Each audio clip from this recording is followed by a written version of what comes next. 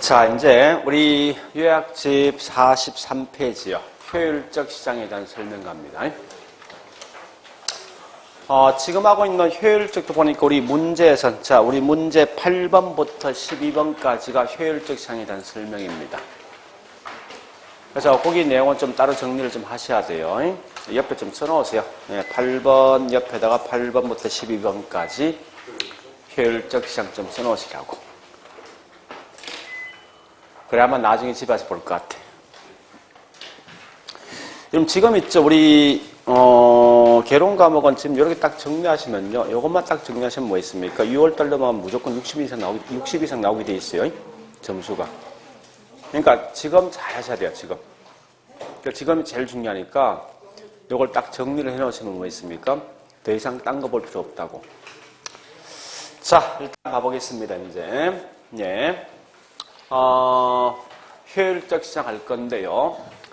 첫 번째, 이렇게 좀 정리하세요. 여러분들은 반드시 효율적이란 말이 딱 나오는 순간, 다른 건 절대 보지 말고 있죠. 얘는 오직 이 말 나온 순간 같은 말이 뭐냐? 초과윤이 발생하지 않는다 이 말이에요. 항상.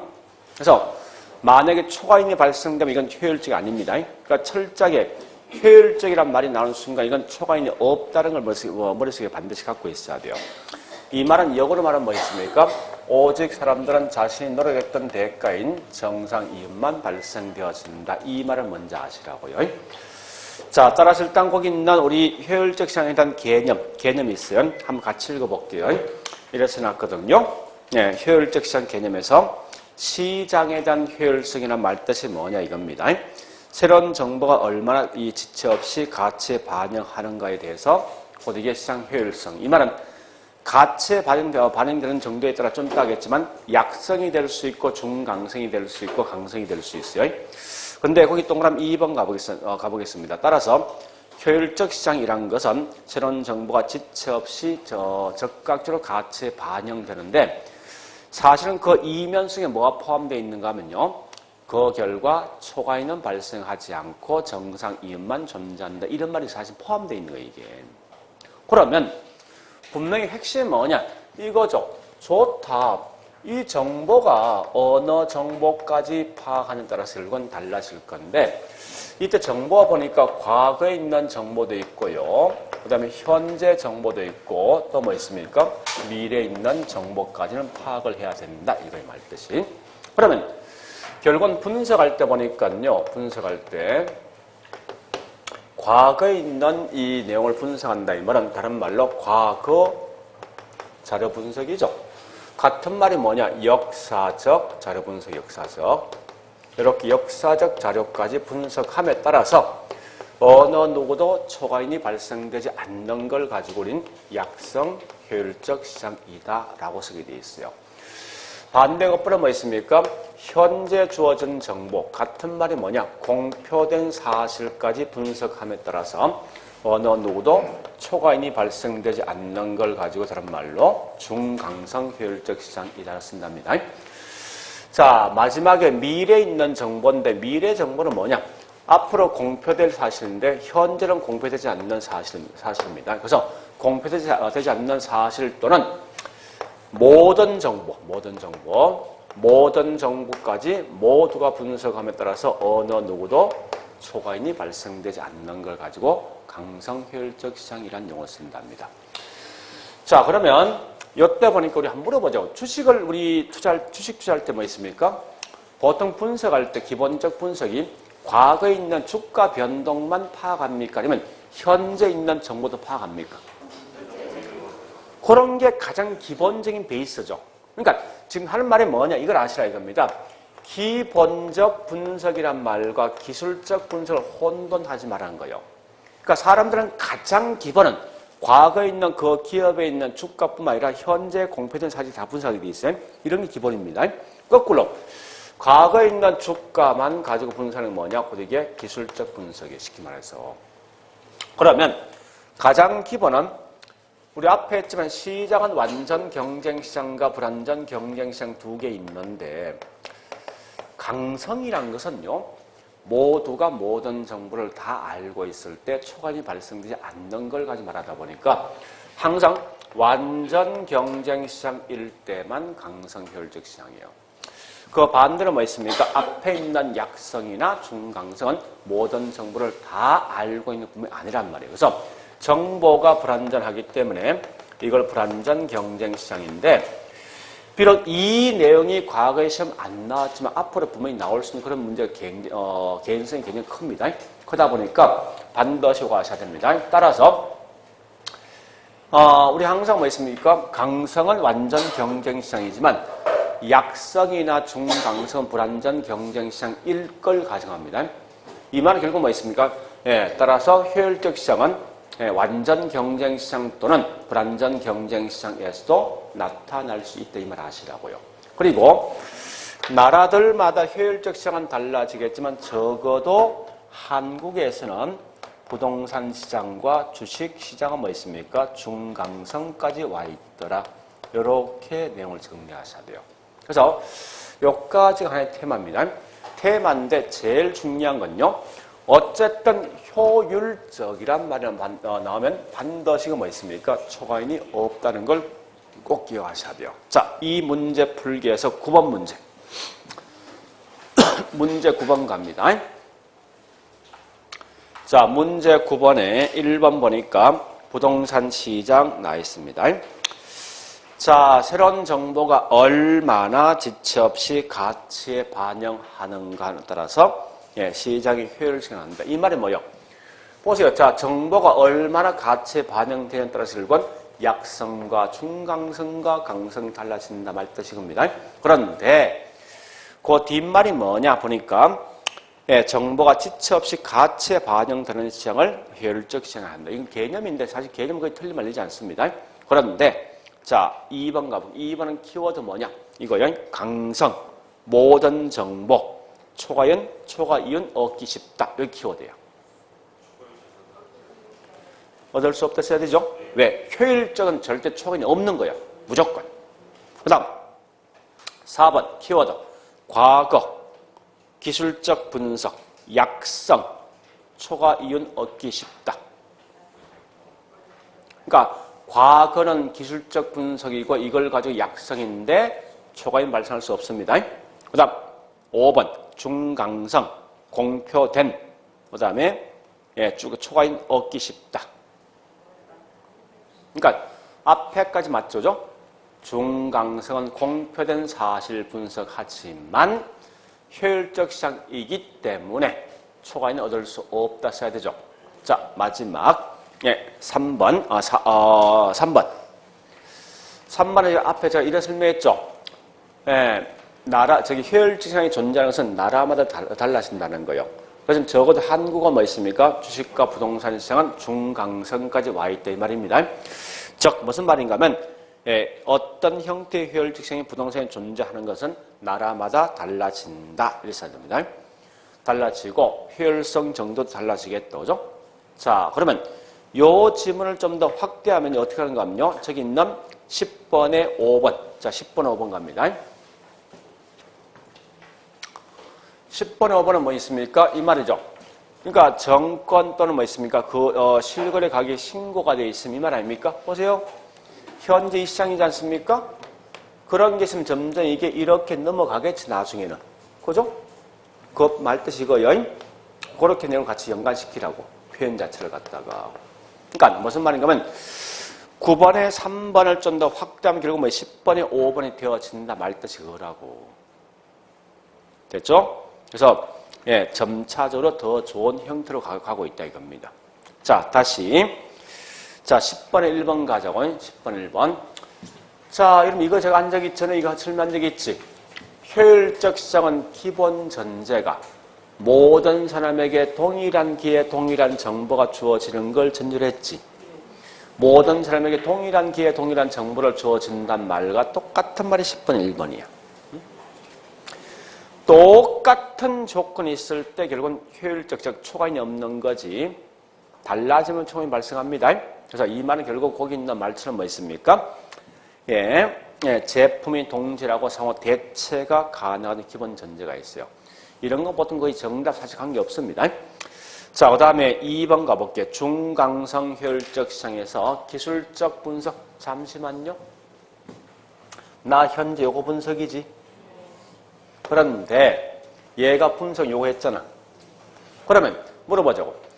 여기 있는 중강성 효율적 시장은 앞에 있는 기술적 분석은 합니까? 하지 않습니까? 하지. 그러니까 얘는 반드시 요거 두 개 다 한단 말이에요. 요건 안 하지만은. 그지? 거꾸로 강성은 뭐 있습니까? 앞에 있는 이 모든 걸 다 하게 돼 있어. 그러니까 이 순서의 순서. 그러니까 이 말은 중강성일 때 앞에 있는 이 분석 자동 하게 돼 있단 말이에요. 한다 했을 때 뭐 있습니까? 초과이는 발생할 수 없다는 정도만 알고 있으면 되겠다. 그죠? 자, 그리고 3번 갑니다.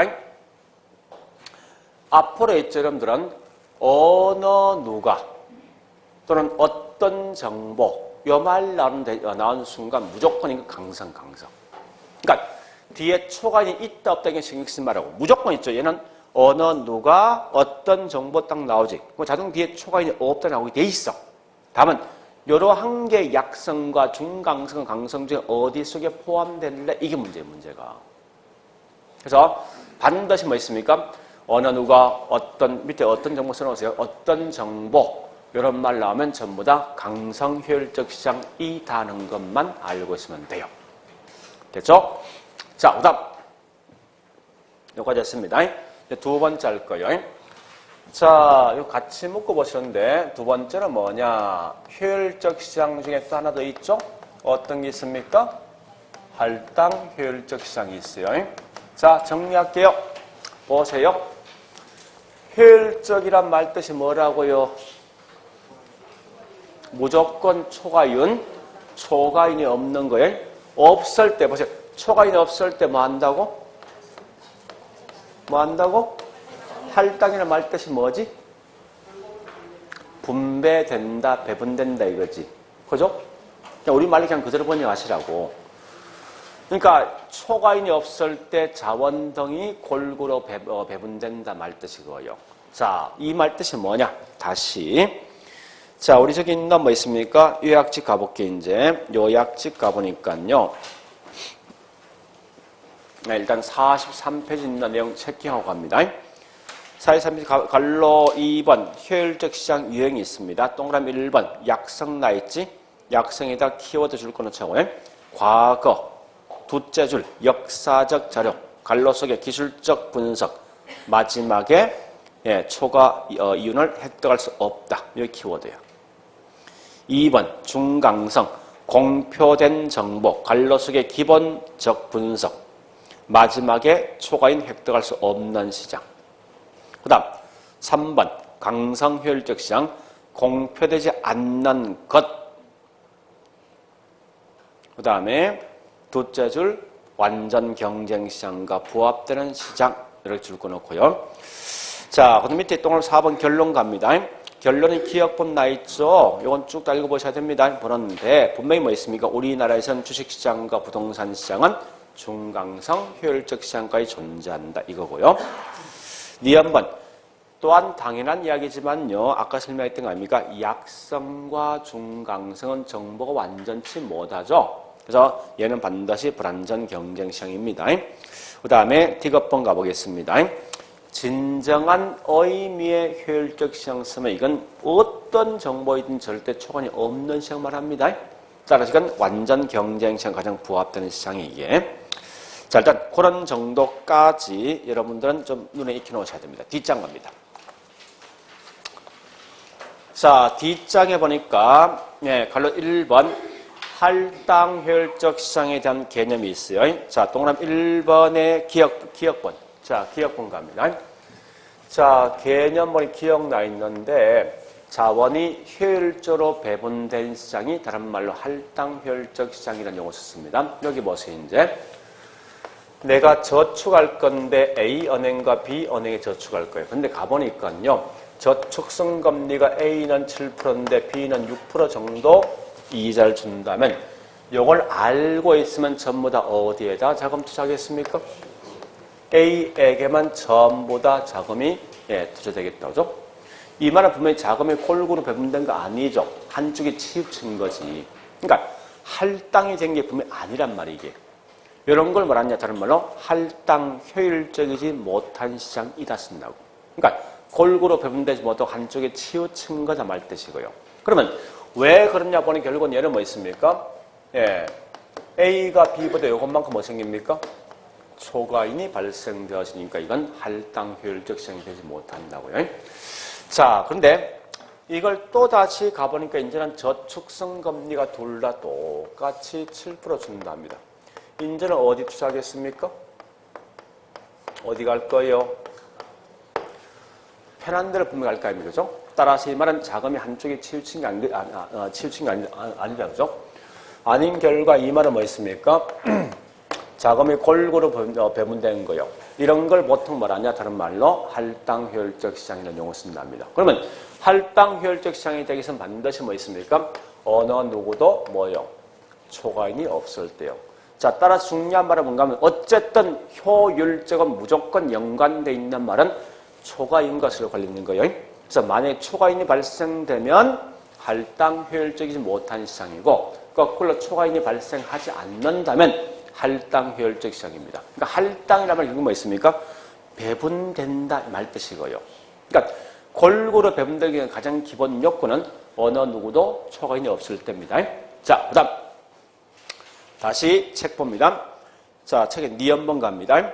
어떤 시장이라도 어느 누가 초과인이 발생되지 않는 게 할당인데 자, 디건 니어를 한번 읽어보겠습니다. 디건 가보겠습니다. 비록 정보비용이 수반되는 시장일지라도 정보비용과 정보가치가 이 정보가치란 말이 다른 말은 뭐 있습니까? 초과인이 동일한 시장을 말한다. 니얼번 어느 누구도 기회비용보다 싼 값의 정보를 획득할 수 없는 그런 시장을 말하냐? 고되게 다른 말로 할당 효율적 시장이다라고 써놨습니다. 자, 정리할 문제 보세요. 자, 보세요. 현재 땅이 있어요. 땅이 있는데 이 땅이 현재 농지로 이용되고 농지로 이용될 때 매매되고 있는 땅값은 1억 정도 매매되고 있답니다. 근데 만약에 국가가 말하기를 이 땅은 앞으로 2년 후에 상업으로 용도가 변경되어진다라고 지금 당장 발표하면 땅값 올라갑니다. 올라간 값이 얼마냐? 이게 1억 5천이 되어진다라고 가정하자고요. 그러면 자 이때 이렇게 변경되는 걸 아무도 몰라. 아무도 모른다 이 말은 뭐 있습니까? 현재 시장에서 매매되고 있는 땅값 얼마? 이거 아무도 모르는 거죠. 1억 되겠다죠? 그런데 이때 보니까 딱 한 명의 투기꾼만 이걸 알고 있어요. 투기꾼이. 이렇게 변경되는 걸. 그럼 얘는 당연히 뭐 있습니까? 요 돈 주고 사자마자 뭐 생깁니까? 요것만큼 뭐가 생기지? 초과인이 생기죠. 무조건 살 것 같아. 그런데 문제는 뭐냐? 얘가 이렇게 변경되는 걸 알기 위한 비용, 즉 정보비용이 수반돼. 정보비용이. 그러니까 우리가 알고 있는 공무원들에게 뇌물 지는 비용이 있답니다. 이 정보비용이 보니까 얼마 들어가는가면요? 5천만 원 들어갔답니다. 그러면 이럴 때 얘는 뭐 있습니까? 얘는 초과인이 발생합니까? 응? 안 하죠. 오죠. 불로소득이 발생한 만큼 정보비용이 지불했으니까 그 결과 초과인이 없는 거예요. 없지만 얘 입장이 뭐 있습니까? 이 땅을 살 수도 있고 사지 않을 수도 있어. 그러니까 투자할 수도 투자하지 않을 수도 있는데 이와 같은 걸 우리 뭐라 하냐? 결국은 투자할 수도 있고 하지 않을 수도 있다. 이 말은 다른 말로 자원이 골고루 배분된 말 뜻이고요. 따라서 이걸 보통 뭐라 하면 다른 말로 할당 효율적 시장이라는 용어 쓰겠다죠. 그런데 항상 여러분들 이게 정보비용과 초과인이 매번 같을 수는 없어요. 이게. 그렇지 않습니까? 예를 보면 어떤 정보비용 자체가 2천만 원 정도 들어갈 수도 있습니다. 그러면 이제는 거꾸로 뭐 생깁니까? 요것만큼 뭐 생기면 초과인 발생하지. 하면 얘는 무조건 이 땅을 사게 돼 있다고. 무조건 이 땅을 산다 이 말은 자금이 한쪽에 치우친 거지. 그죠? 이런 시장을 말하냐 다른 말로 할당 효율적이지 못한 시장이다 이 말이에요. 보통 저는 이걸 쓸 땐 비할당이라는 용어를 쓰는데 중요한 거는 이거 초과 이용 가지고 항상 말을 했을 때는 반드시 답이 뭐 되는 거냐면요. 할당과 비할당 가지고 말을 나와야 돼요. 그러니까 절대적으로 뭐 있습니까? 할당과 비할당은 결국은 초과 이용과 서로 관련되어 있는 지문입니다. 그러면 여러분 실제 시험장 가서 어떻게 하는가 이렇게 하시라고. 실제 시험장 가서는 요 그림 하나만 가지고 가시면 돼요. 그래서 어떻게 하는가 하면요. 할당 효율적 시장과 비할당 효율적 시장이 있다면요. 요거 두 개의 구분 기준이 뭐예요? 구분 기준. 무조건 초과이윤, 초과이윤. 그래서 현재 보니까 요 두 개에 대한 구분 기준은 초과이윤이 있냐 없냐 차이인데 초과이윤이 없을 때가 뭡니까? 할당이고 초과이윤이 있으면요. 비할당이 되어진다라고 보셔야 돼요. 자, 그런데 반대 거꾸로 있죠. 여기 항상 뭐가 들어온가 하면요. 완전 경쟁 시장과 그 반대 거부 불완전 경쟁 시장이 있어요. 요 두 개에 대한 구분 기준은 뭐를 보고 판단할까 하는 건데, 자, 다시 한 번 더요. 보세요. 자, 이 땅이 농지인데 2년 후에 상업으로 반드시 변경되어진다. 반드시. 현재 이 시장이 완전 경쟁 시장이라면 시장에서 매매되고 있는 땅값은 얼마 되겠습니까? 응? 완전 경쟁 시장이라면. 완전 경쟁 시장은 기본 전제 조건이 모두가 모든 정보 다 알고 있다. 다 알고 있는. 이미 전부 내가 알고 있는 거예요. 결국 현재 시장에서 매매되고 있는 땅값은 1억 5천입니다. 자, 그러면 다시 해볼게요. 내가 현재 완전 경쟁 시장인데 나는 이미 이 땅이 이렇게 변경될 알고 있어. 알고 있는데 또다시 우리 공무원 찾아가서 이 땅이 2년 후에 상업으로 용도가 변경될까 되지 않을까 알 필요 있습니까? 없잖아. 이미 알고 있으니까. 그런데 따라서 우리가 알고 있는 완전 경쟁 시장은 절대 뭐 있습니까? 정보 비용 자체가 수반될 수가 없다고. 자, 한 번 더요. 이건 무슨 시장입니까? 딱 한 명의 투기꾼만 알고 있어. 이거 완전 불완전? 불완전이죠. 불완전 경쟁 시장이면 현재 시장에서 매매되고 있는 땅값이 1억에 매매되고 있어요. 실제 가치는 1억 5천인데. 그럼 얘는 이렇게 변경되는 걸 알기 위해서 반드시 정보비용이 수반된다고. 그래서 중요한 말은 완전과 불완전 차이는요. 정보비용이 수반될 것인가 따라서 그 내용이 분명히 달라진다는 거예요. 그럼 철저하게 문제 푸는 요령이 있어요. 뭐를 보는가 하면 이거 아셔야 돼. 문제 풀 때 지문 자체가 요걸 묻느냐 이걸 묻느냐 먼저 파악하시라고. 네? 항상 지문 자체 초과인을 가지고 묻느냐 정보비용 묻느냐 이걸 먼저 파악해야만 그 다음에 이 답과 이 답 둘 중에 어느 게 들어올까 판단할 수 있어요. 그러니까 절대 정보비용 자체가 딱 튀어나오면요. 반드시는 답이 완전과 불완전 둘 중에 하나가 답이지 할당과 비할당은 전혀 관계없는 지문이라고 이게. 같은 맥락에 이와 같이 뭐 있습니까? 초과인이라는 답이 딱 나오면요. 무조건 이건 답은 둘 중에 할당과 비할당 둘 중에 하나가 답이지 완전과 불완전 전혀 관계없는 지문이 된다는 걸 말뜻이. 그런데 여러분 요 그림 좀 정리하셔야 돼. 즉 무슨 말이냐? 완전은 모두가 모든 정보를 알고 있기 때문에 결국은 초과인이 발생합니까? 안 하잖아. 초과인이 없는 시간은 반드시 뭡니까? 할당. 그런데 자 다시 보죠. 한 명의 투기꾼만 알고 있다. 불완전이죠. 불완전 경쟁시장이지만 때에 따라 초과인이 발생하지 않을 수도 있고 때에 따라 초과인이 발생할 수 있죠. 그죠? 그러니까 결국은 불완전 경쟁시장에서는 초과인이 발생하지 않을 수도 있고 초과인이 발생할 수 있죠. 그럼 결국은 이 말은 뭐 있습니까? 불완전 경쟁시장은 할당 효율적 시장이 될 수도 있고 되지 않을 수도 분명히 있는 거예요. 이런 기본 개인들 내용을 먼저 아시라고요. 절대 있죠. 선이 이렇게 연결될 수는 없어요. 그럼 이 말은 뭐냐 이거 아닙니까? 완전은 반드시 할당이지만 할당은 반드시 완전만 의미하는 거 아닙니다. 왜? 밑에는 불완전에서 연결되어 있으니까. 같은 맥락이 뭐냐? 불완전 경쟁시장은 뭐 있습니까? 할당이 될 수도 있고 되지 않을 수도 있지. 그렇지만 비할당, 즉 할당 효율적이지 못한 시장은 반드시 뭐 있습니까? 불완전 경쟁시장에서만 존재한다. 이런 의미를 아시라고요. 자, 그러면서 동시에 같이 볼 게 있어요. 만약에 문제에서 지문상에 같다, 동일하다, 이 말 딱 튀어나오죠. 나오면 이건 무조건 뭐 있습니까? 답은 완전과 불완전이 아니야. 그러니까 완전과 불완전, 완전과 뭐 있습니까? 불완전, 이걸 답을 하지 말라고 했을 때 얘는 전혀 관계없는 지문이에요. 무슨 말이냐? 같다, 동일하다, 이 말 같은 말이 뭔지 압니까? 초과 이윤과 정보 비용이 같은 거. 즉, 이 말 아닙니까? 초과 이윤과 정보 비용이 같은 거. 즉, 요거 말한단 말 뜻이. 그러니까, 결국 이 말은 뭐 있습니까? 한마디로 초과인이 없다는 거지. 초과인이 없다, 이 말 뜻이 이거예요, 이 말이. 뭐, 초과인이 없으면 뭐가 됩니까? 답은? 오직 요 말 튀어나와야 돼. 할당 효율적 시장 이익다. 이런 말이 분명히 튀어나와야 돼.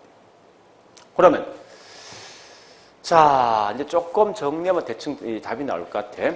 항상 볼 게 질문 물었을 때 둘 중에 누구 말하니? 이걸 먼저 분석하셔야 됩니다. 요거.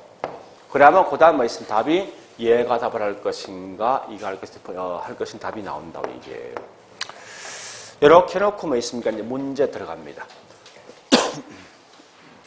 문제 8번.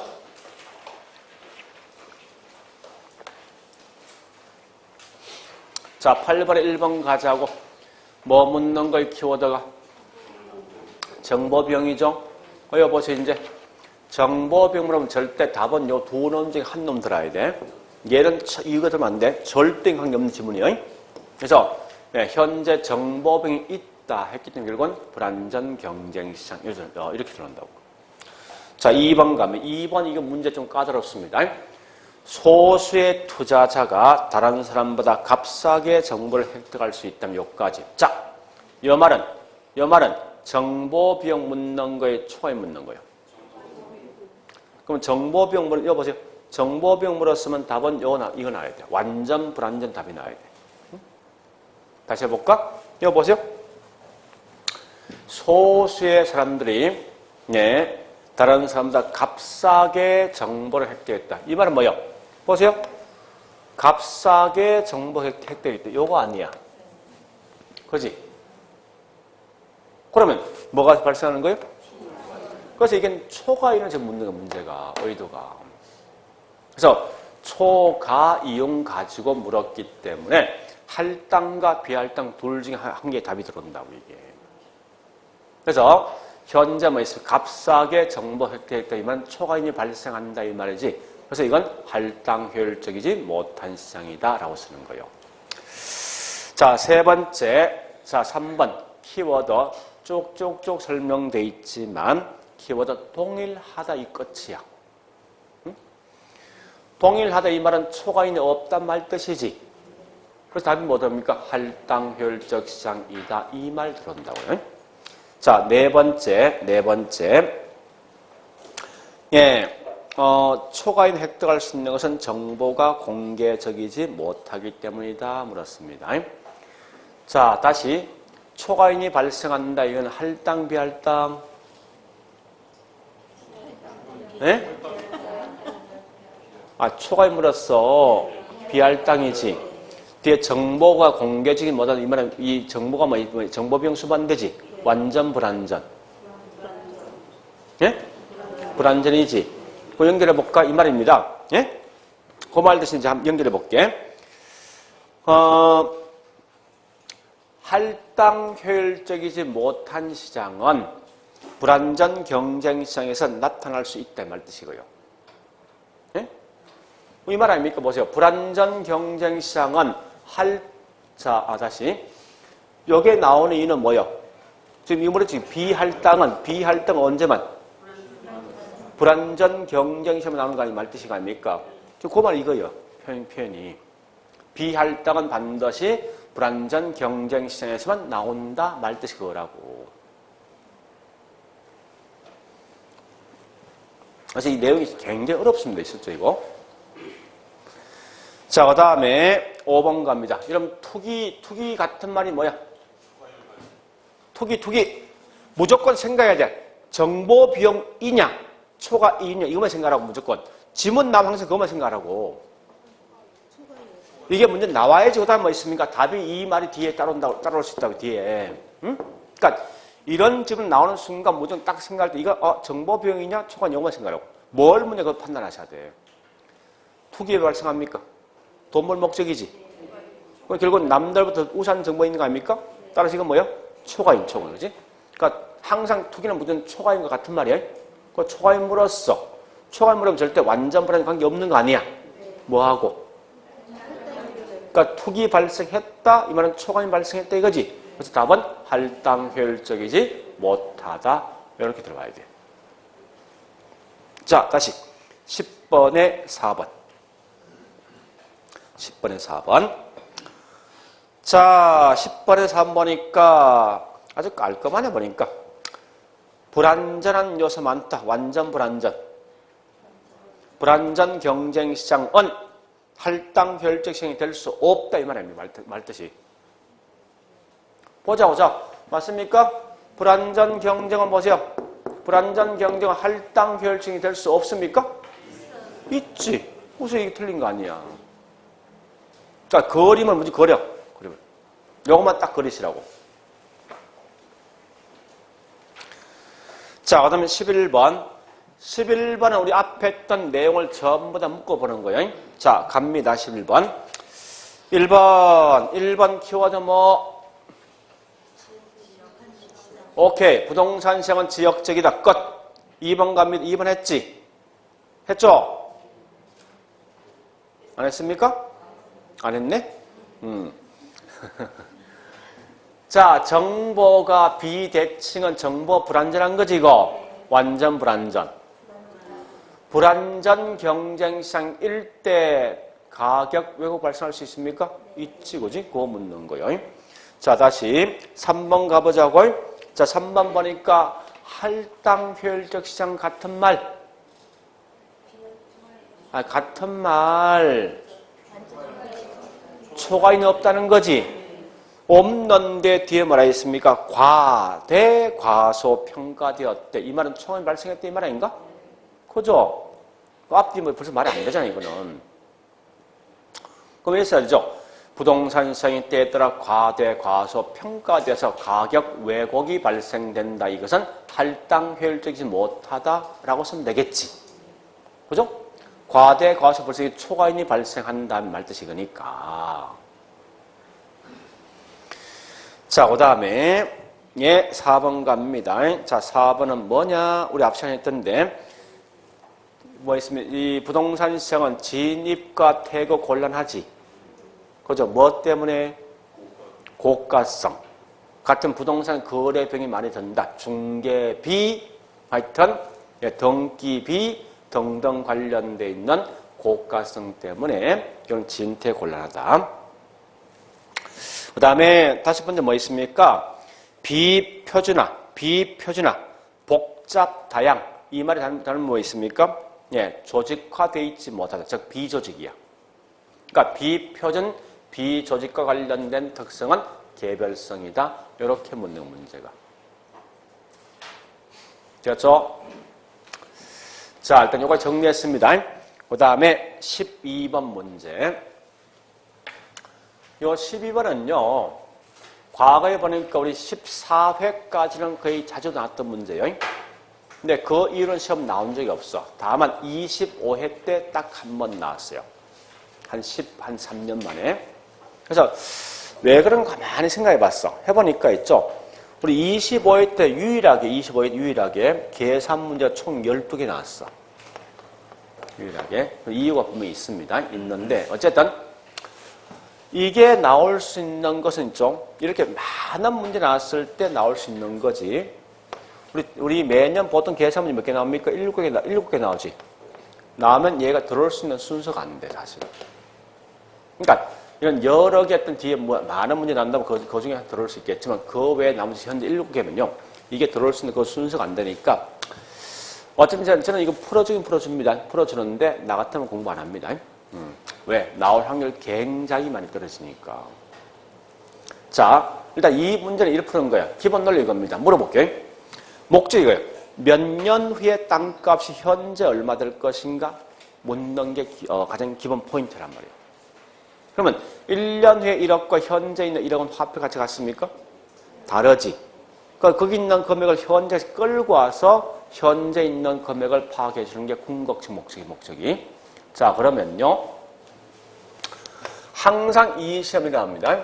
몇 년 후, 보통 1년이거든요. 1년 후에 어떤 게 들어선다면, 들어서지 않는다면 그 가격이 얼마 되어지는데,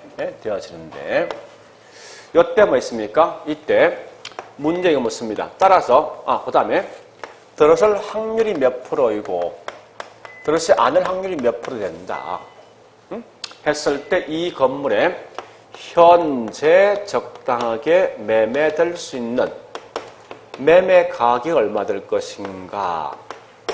두 번째, 얘에 대한 정보 가치가 얼마 될 것인가? 이런 두 개 중에 한 개를 물어줄 수 있어요. 통상적으로 보통 밑에 있는 이걸 훨씬 더 많이 묻습니다. 그러면 제일 먼저 할 게 있죠. 이거부터 하셔야 돼. 1년 후에 있는 이 화폐 가치를 전부 다 현재 가치로 몽땅 다 전환시켜야 돼요. 그러면 우리 이거 알고 있죠? 미래에 있는 금액을 현재 가치 만드는 게 화폐 현재 가치 묻는 거죠. 근데 딱 한 번의 금액이 이동하는 게 뭐죠? 일시불 현가 계수를 통해서 하게 돼 있어요. 우리가 알고 있는 일시불 현가 계수 공식이 뭐있냐? 1 플러스 i의 n성분의 1을 쓰게 되어 있습니다. i라는 것은 요구수익, 즉 할인율, n은 기간 또는 연수예요.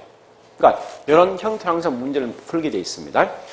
거기 있는 현재 뭐 있습니까? 이 12번 보니까요. 박스 안에 역세권 인건지역에 뭐 있습니까? 신역세가 들어설 가능성이 있다. 들어설 가능성은 40%고 들어서지 않을 가능성이 60%죠. 들어선다면 1년 후의 가치가 8억 8천이고 들어서지 않는다면 1년 후의 가치는 6억 6천 되어진다. 이럴 때 요것이 10%인데 정보 가치가 얼마 될 것인가 밑에는 이거 물었습니다. 자, 한번 해보겠습니다. 여보세요. 제일 먼저 1년 후에 있는 화폐 가치를 현재 가치를 먼저 만든다는 거예요. 만들 때 이 공식을 쓰게 돼 있어요. 1 플러스 요구색이 분명히 10% 나와 있죠. 그래서 연수 1년 8억 8천 하면요. 현재 이 값은 8억이란 가치가 있다고. 거꾸로 들어서지 않는다면 6억 6천인데 이걸 현재 가치 만드니까 결국은 6억 6천 되면요. 현재 6억 가치가 있습니다. 그런데 뭘 하는가 하면요. 현재 적당하게 매매될 가격 물으면 들어설 때 있는 가격과 들어서지 않는 가격을 대줍니다. 하는데 어떻게 하냐. 여기도 뭐 있습니까? 곱하기 항상 뭐 있습니까? 프로테이지. 들어설 확률이 있어요. 이렇게.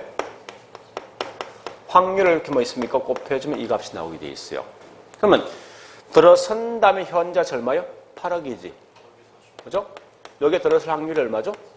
40%고 들어서지 않는다면 현재 적당하게 매매될 수 가격이 6억인데 여기에 보니까 뭐 있으면 60%니까 이렇게 하면 이게 얼마 6억 8천 되죠? 그죠? 이런 값이 나온다는 거예요. 그럼 정보 가치를 묻거든. 무조건 확실하게 들어설 수 있는 요 가격에다가 그 다음에 현재 적당하게 매매될 값이 있어요. 매매 가격을 이렇게 빼주면 뭐 있습니까? 빼주면 정보 가치 나와요. 이렇게. 그래서 확실하게 들어설 수 있는 가격이 얼마입니까? 현재 8억이지. 현재 적당하게 매매될 수 있는 가격이 6억 8천입니다. 빼면 1억 2천 이렇게 나오게 되는데 하여튼 하긴 했습니다. 했는데 어쨌든 제 목적은 내 입장에 면피할 목적이야. 혹시 모르니까. 근데 나 같으면 안 하겠습니다.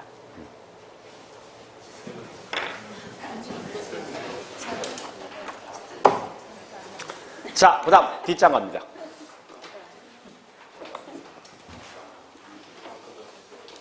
자, 13번부터 16번까지 13에서 16번, 6번까지 묶어서 여과 과정 13에서 16번까지 묶어서 여과 과정요.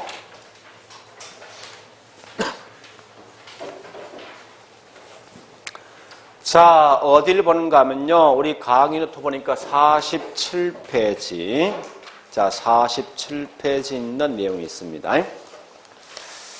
자, 거기 내용을 좀 정리하시는데, 자, 우리 강의 노트 보겠습니다. 47페이지. 기본 전제 조건이 있어요. 항상 소득은 고소득 계층과 저소득 두 개 있는데, 이건 꼭 아셔야 돼요. 신규 주택은 오직 고소득 계층만 가져가지, 저소득은 절대 신규를 가져갈 수 없어요. 반대로 저소득 계층은 어디서 주택 공급을 조달받을까 하는 건데, 얘는 반드시 뭐 있습니까? 고가 주택 중에 시간이 경과되면 건물은 서서히 노후화되죠. 노후화되면 집값이 떨어지면 그때 집을 이전을 받습니다. 이런 걸 뭐라냐? 하향 여과를 통해서 공급을 조달받는다 이거요. 자, 갈로 2번 갑니다. 여과에 대한 종류. 여러분들 어쨌든 여과란 것은요, 가장 많이 묻는 게 여기 있는 여과 종류를 항상 장난치게 돼 있어. 즉, 이 말은 안 되면요, 시간적 여유가 없으면 무조건 설명이 쪼개시면 다른 것 찍지 말고, 하여튼 상향과 하향이란 이런 말 나오죠. 여기다 무조건 찍으시라고. 우리 과거에 나왔던 문제 전부 다 잡으면요, 상향과 하향에 대해서 질문 나왔을 때 이게 답이에요, 전부 다. 다른 걸 답을 만들 수가 없어요, 이게. 자, 그러면 상향여와 하향여가 보는 시간에 3개 있지. 요 3가지 유형을 다 알고 있어야 됩니다. 첫 번째 뭐냐 보니까, 원래 이 집은 소득이 낮은 분이 갖고 있는 집인데, 결국은 소득이 높은 분이 집을 가져간다. 이렇게 뭐 할 목적인지 모르지만. 네? 그러니까 이런 게 상향이고, 반대 거꾸로 뭐 있습니까? 하향여가는 고소득 계층이 갖고 있는 집을 소득이 낮은 분이 가져간다. 이런 걸 말하는 하향입니다. 그러니까 중요한 말은 앞에 어느 놈이 갖고 있다 신경 쓰지 말라고. 무조건 마지막에 누가 이 집을 가져갈래? 이것만 기억하시면 돼. 그래서 소득이 높은 분이 가져간다. 이게 상향이고, 소득이 낮은 사람이 가져간다. 이게 하향입니다. 자, 두 번째 보니까요, 건물이 상당히 노후화되어 있는데 이걸 하자 보수해서 하자 보수하고 또 하자 보수의 집값이 올라가는 중에 누가 더 클 것인가 중요합니다. 그래서 반드시 하자 보수보다 집값이 더 크기 때문에 하자 보수하겠죠. 이런 게 상향여고, 거꾸로 뭐 있습니까? 수선비가 집값이 올라가는 것보다 더 크면 이건 하향여가 되어진다는 거예요. 세 번째 문항이 뭐냐? 자, 소득인데 이건 이래 보셔야 돼요. 우리 보통 이제 주택을 구분할 때 고가 주택과 그 반대 저가 주택 두 개 있죠, 그죠? 있는데 그 집값을 9억을 기준 잡아서 있죠. 9억 이상 되는 고가하고 9억 이하 되는 저가 한다면요, 항상 집은 제일 중요한 게 내 소득이 분명히 중요해요, 소득이. 그래서 내 소득이 연봉 3억 이상 넘어가면 고가 주택을 살 수 있다 가정하자고요. 자, 일단 내 연봉이 2억 되어줄 땐 저는 여기 있었지. 그죠? 있는 게 내 연봉이 갑자기 2배 뛰어서 4억으로 뛰면 결국 뭐 있습니까? 여기 있는 사람이 결국은 이렇게 올라탈 거 아닙니까? 그죠? 이 말은 결국은 저가에 대한 수요는 한 명이 뭐 줄고 고가는 수요가 뭡니까? 늘어나죠. 결국은 내 신분이 성격된 거 이건. 이런 게 뭐냐 다른 말 이게 상향. 따라서 이 말은 소득이 올라가면 요거 말지 말고 상향여가 할 때 뭐 있습니까? 당연히 저가에 대한 수요는 뭐합니까? 고가에 대한 수요는요? 자, 요거 하고 더불어 같이 볼 게 하나 있어요. 이 말이 가장 지금 제일 중요한 거예요. 그리고 두 번째 주거 분리. 예? 주거 분리에 따른 여과 과정이 있어요. 자, 얘는 이런 그림만 그려주시면 될 거 아닙니까? 그죠? 예, 중간에 경계 지역이 있는데, 여기는 잘 살고 있는 고급 주거지고, 이 지역은 뭐 있으면 좀 못 살고 있는 저급 주거지인데, 실제 시험장은 요것만 그리시면 돼. 나머지 문제 물어줄 때마다 따라만 가시면 되니까. 자, 참고로 경계지역에 인접해 있는 고급 주거지는 집값이 뭡니까? 떨어지겠지. 거꾸로 경계지역에 인접해 있는 저급 주거지는 집값이 뭡니까? 그죠? 그러면 이런 지역은 절대 건물 주인이 하자 보수를 하지 않는 결과 건물이 서서히 뭡니까? 노후화 되어지니까 이때 얘가 이렇게 넘어갈 거 아니에요. 넘어간다 이 말은 이 지역을 소득이 낮은 분이 가져가는 거예요. 소득이 낮은 분이 가져간다 이게 무슨 여가? 자 이렇게 쭉 밀려가면 이 지역은 서서히 저급주택화가 돼요. 저급주택화. 저급주택화 되면 결국은 얘가 다시 이렇게 가서 이 지역을 재개발시켜버리면 이 지역은 고급주택화 되겠죠. 이런 게 무슨 여가냐? 상향여가랍니다. 마지막에 설럼과 빈민가를 가지고 장난칠 건데 어쨌든 설럼과 빈민가는 시장 실패 성공? 성공이고 해결책은 뭐 있습니까? 주민들의 소득을 뭡니까? 높여주는 방법이요. 요건 맞으면 돼. 요것만. 이렇게 해가지고 정리하시면 돼, 이제. 자, 문제 풉니다. 바로 풉니다.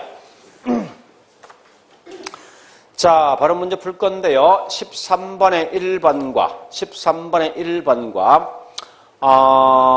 16번의 4번 같이 비교하고 13번의 1번과 16번의 4번 같이 비교하셔야 돼. 자, 3번의 1번 갑니다. 상향여가 소득 증가. 또 그 다음에 저가주택 수요 증가지. 카페는 연관성이 있지. 근데 저가주택은 많이 수요 많이 됩니까? 감소지. 다시 자 16번에 4번 갑니다. 하향여가 저가주택 수요 감소.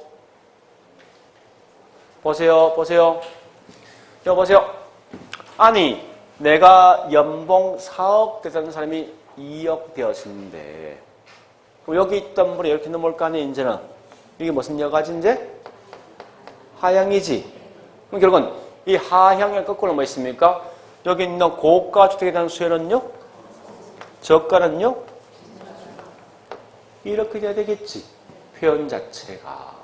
그죠? 그래서 거기 있는 하향여가 저가 수요 증가라고 써야죠. 자, 다시요. 13번에 2번 갑니다. 2번 이런 추상적인 황당한 말이 있죠. 그냥 그대로 통과합니다. 이런 건 알 필요가 없는 거야. 자, 그 다음에 3번도 통과. 4번 갑니다. 자, 4번은 이런 침입이란 말과 있죠.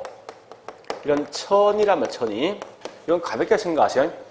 침입 먼저 침입 이게 침입입니다. A 지역과 B 지역이 있는데 A 지역에 있는 특징이 B 지역에 투입되고 넘어가는 게 침입이고 있죠. 그런 결과 이 지역이 A 지역화로 변화가 있는 게 뭐냐? 다른 천이라고. 그러면 우리 거기 있는 현재 뭐 있습니까? 13번에 4번은 보니까 다른 종류의 토지 이용으로 변화된다. 이게 뭐요? 천이 이런 거죠.